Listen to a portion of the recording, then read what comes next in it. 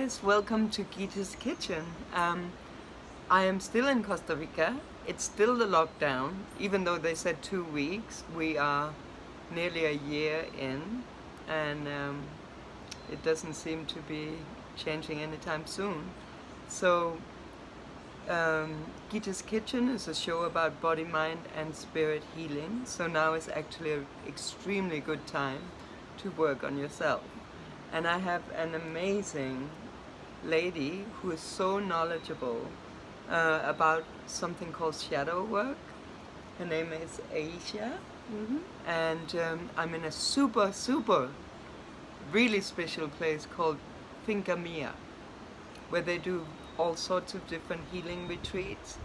They serve different kind of raw foods, medicine, of plants. It's really special. I highly encourage you to check it out. But I'm here with Aisha because her speciality is shadow work, and we're going to talk about why shadow work is important and relevant at this time. So tell me about how you got interested in shadow work. Well, really? And what it is, actually. Yes, shadow work, what is it? I think we have to rewind slightly. Once I chose to walk the path to seek my own inner truth, to seek healing and wellness, and that is the path to wholeness. So to become whole, not only is it about being enlightened and rising into the light, but it's alchemizing the shadow. So the more light we become, the more the shadow rises to join, because all is always in balance. So shadow work is delving into those places within one's soul, within one's psyche, where things are out of alignment. So anything based in fear that comes from, we can have traumas, false programming, belief systems, all of this stuff. So when shadows are unacknowledged, they start to appear as energies and they interrupt our flow into wholeness. Very much like the shadow government, I would say, and the systems that have been not really acknowledged. It mirrors, internal work kind of mirrors state and governments. So anyway, yes, sorry to interrupt. Yes, no, I highly agree. My path is one of Advaita, Medanta, which is non-duality. So my school of philosophy is all is self, nothing is separate from self, all is consciousness reflecting back into itself. So the collective psyche, which is the government and everything we're seeing in the world, is also self. It's all part of one whole thing. And the philosophy of Vedanta is there is no right and wrong, there just is. So by this, it's acknowledging the darkness in the world, acknowledging the shadow in the world and in our world, in self, and viewing it with a compassionate heart. For me, the whole idea of the Christ consciousness and all of this is about compassion. It's a representation of compassion coming into the world, so we can sit in a compassionate heart and see the suffering in the world, see the shadows, see the darkness, and not get sucked into it, not fall down and be weighed into the suffering, but to rise. The fear and the collective panic right now is what an unacknowledged shadow in the end makes. So it only really has power when you refuse to look at it. Absolutely. Anything denied gets stronger, for sure, and it can project out into the world, because the more we deny our shadow aspects, the more we're denying an aspect of ourselves or the world, the more it's striving to be seen, because we are moving into wholeness. And it's an interesting thing, because when we look at our thoughts and we can see it all as energy, and when we know there's no right and wrong, it just is, and everything's available to us. We are like this amazing operating system. So something happens And our natural thought capability is to be able to analyze and have every option. So something could happen and your thought could be, I'm going to kill them. Does not make you a murderer or a bad person. It means that you have a perfectly good operating system that can analyze. So having dark thoughts doesn't mean anything, and just like having light thoughts and I'm going to love them means nothing either. It's our action that makes us what and who we are, and for me this is what free will means. So giving the space and freedom to have thoughts, to self-inquire and to see what's present with no judgment is the first step into looking at the shadow. That is really the key, to self-inquire. And what happened to me when I started to do shadow work is a lot of thoughts that I never acknowledged before. I asked the universe to really allow me to fully think and feel my thoughts, and all these thoughts I never had before started appearing, that were happening on a subconscious level before, that was making me act out in ways I would not wish to act. So in order to like become the person I'm seeking to become, part of a wholeness, part of nature, part of the natural system of this world, the shadow work is a major thing. So what would you say to someone seeking or being ready? Well, and by the way, you guys, what often is referred to as narcissistic personality disorder, borderline personality disorder, all these cluster B personality disorders are actually when you have an enlightened person who's refused to do the shadow work. That can go on for incarnations. So right now, when you look around, you see a lot of narcissistically acting people because we're waking up. So if we don't do the shadow work, that's the consequence. So it's really, really probably the single most important thing you can do. You want to heal the world, heal yourself. And everything reflects back to you. Your reality is merely your state of your internal reflecting back to you. So collectively, we would change the world if we all do this work. And it's coming from love. Looking at yourself is a way to love yourself, even in the shadow or the things you felt guilty or ashamed of. Maybe it protected you at a time you needed protection. Now we're going into a different time where we're learning how to love again, love one another, and love this beautiful world. So if you have a person at home wanting to dive into this kind of work, how would you recommend that they even begin? Wow, I would recommend asking for help. Yeah, definitely. But who would they ask for help? Who do you think is good to? I really believe when we put things to the universe and we are prepared to go, like when the student is ready, the teacher arrives. This is true. And it can be someone as a friend who is also walking the path, so it's somebody to mirror. And if you're willing to look within, like this is really tantric philosophy, it's having someone to rise with who's also committed to their self. And you need to be committed to yourself. And in this, it's an agreement to go there, to look, and to be open and to be honest with self. And when we can commit to this level of self-inquiry, of self-compassion, and to go in and look at these spaces, often just seeing the space, seeing the shadow, and loving self regardless is all it needs to collapse the field and all the energy that's been built up around the shadow dynamic. And so if you don't have a friend or another being on your journey, there are definitely professionals out there as well who specialize in shadow work. But don't, just because their website says they do shadow work, I really want to point out, that the best way to know to work with anybody is to feel it in your heart, to have a discovery call, to speak to that person and just ask, do I feel heard? Do I feel like this person is listening to me, is interested in me? Does my heart feel, is my heart open with this person?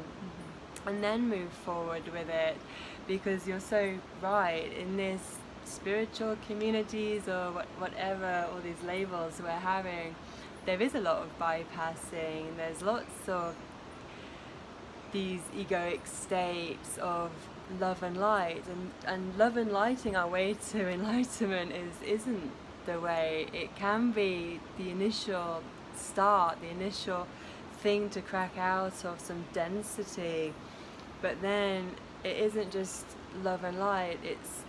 It's more of a baseline of beingness, of not being overstimulated and not being under, just being in a surrender state, surrender to all that is, the divine perfection of everything in the world, and not building another identity or a character. And I can speak into this because I definitely did it. I took this fall a few years ago. I left a more like a job in music and design and media, and moved into more spiritual realms. But because I hadn't done my shadow work, I had put the same model into that and was now playing this new character. I'm a shaman, I'm a facilitator. But underneath it, I was still holding a lot of lack of self-worth, and so overcompensating by playing this character, not looking, and I became very out of balance. And this can happen, and it needs feeding, like any identity that's built around notoriety or fame or making videos, singing music, all of this stuff. If we're not balanced and totally operating from our heart, we're operating from our mind, and this is a voidal energy that is never full. You will always need more likes, you will always need more compliments, you will always need more assurance, because it's not coming from the well, and the heart is the well that's always full, and it's a direct source from Creator itself, from creation. And through alchemizing and accepting all the parts of self, including the bits we might not want to look at, then we can be whole, and we can sit in front of a video screen in all of our glorious unperfectness and be okay with it. You guys, here's the thing. I know all of you are starting to wake up and be like, what is happening to our government? This is disgusting. What are they doing? What I believe is that is a reflection of part of you that you have refused to look at. So if you really do want to change things, this is the most profound work you can do. Because your reality will change. What is gonna start reflecting back at you if you have embraced all of you is a much more whole thing. And if you don't do it, you start to mirror your own guilt onto other people. You're observing such darkness within other people and the world because you haven't done the shadow work. What do you think? Do you think the world would automatically become better if each person did this work and it would change, reality would change? I really truly believe the world will do what the world does. There's a beautiful divine plan unfolding, and there's only self, and our world changes when we work on ourselves because it's the perspective from which we perceive the world. There's always great evil in the world, and there's always great good, and there always has been since the dawn of time. Because now we have media and that's programmed and it's controlled, it seems like everything's very, very dark because it's what we're being shown.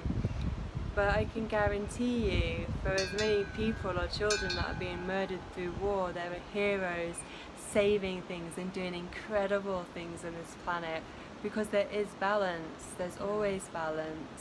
Well, So- the first step to actually find inner peace and love is turn off the TV Yes. now, Yeah. right now. Throw it out. You don't need it anymore. Yeah. Forget about it. It's like, know that, well, sadly, there's now so much censoring on different formats, so it's not as easy to access true information and things. You know, you really have to go from your gut. Does this resonate with me? Mhm. And you have to be very conscious. Does this fill me with fear, or does this fill me with love? Mhm. And always feel the feeling, does this resonate in love with me, or does it not? So this is not about being programmed anymore by the media, because it's honestly programming. Yeah. And I love what you just said. I couldn't agree more. Using the heart, our greatest tool, as our North Star, as our guide, and taking check-in time throughout the day, because we're watching our inputs, and maybe even eating some food, eat the food, and yeah, asking those questions. What is this serving?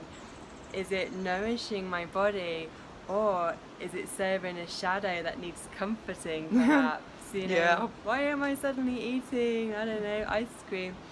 And just, it's not without judgment. I'm not saying like, oh no, ice cream's bad, but it's knowing why we're doing things, and from a space of complete awareness. Like being on Facebook, why are we scrolling?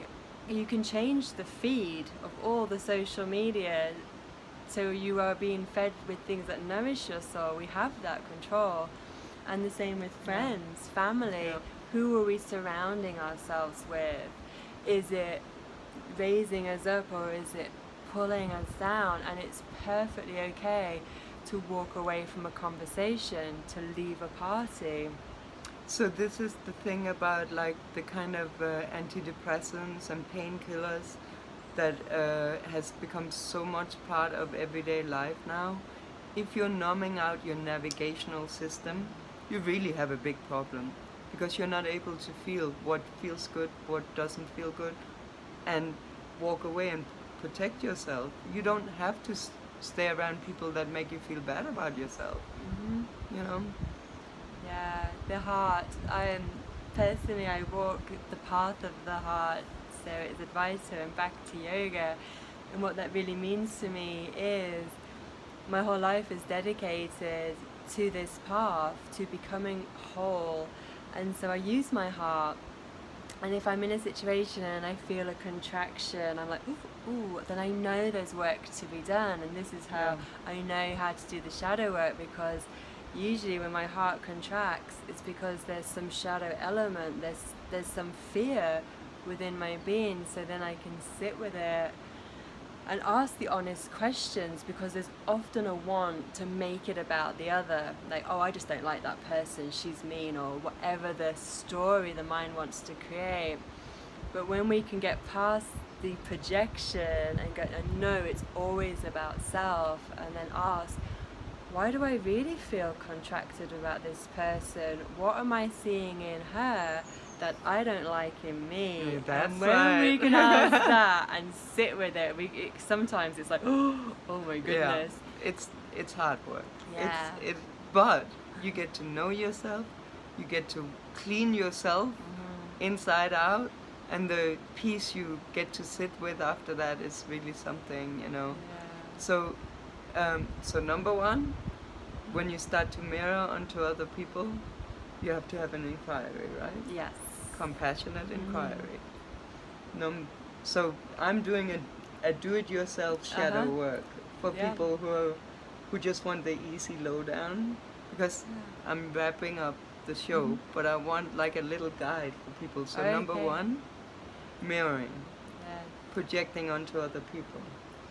Yeah, I think number one, commit to this path of self-inquiry. Commit to honest inquiry to self. Say yes to being willing to look, and with some lightheartedness. Sometimes you just involve that inner child, and it's okay that sometimes we're not the best version of ourselves. So once that's in place, then knowing it's never about them. It is always about self, and that can just be changing your attitude, changing the way you perceive it, rather than, oh, there's war, that's terrible. Just, oh, there's war.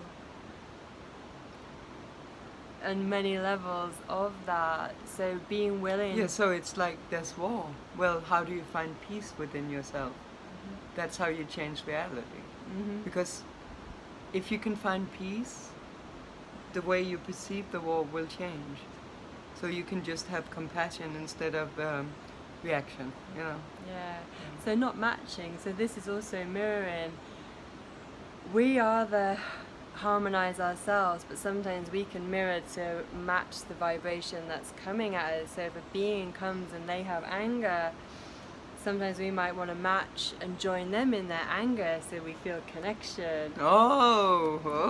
So yeah. Being aware, oh, suddenly I'm joining them in my vitriol about things. Can I step back and allow them to keep their anger, because we're not going to change anybody else, but I'm going to choose to stay in compassion, and we can sit together in different states, different frequencies. So and there's also a lot of great books, great teachers out there who really does shadow work very effectively. Teal Swan is one of them. She does a podcast on shadow work and or integration to become whole, so the fragmented parts of you can be collected and connected, you know. Do you work one-to-one with people? I do work one-to-one with people. So I do have a YouTube channel. I post lots of wonderful videos about... Oh yeah, so that's the key.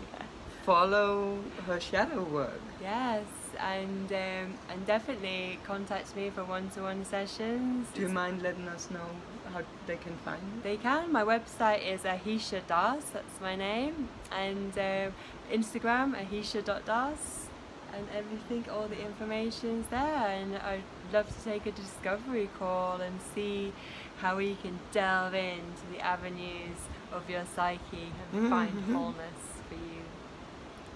So it's a heavy subject, but actually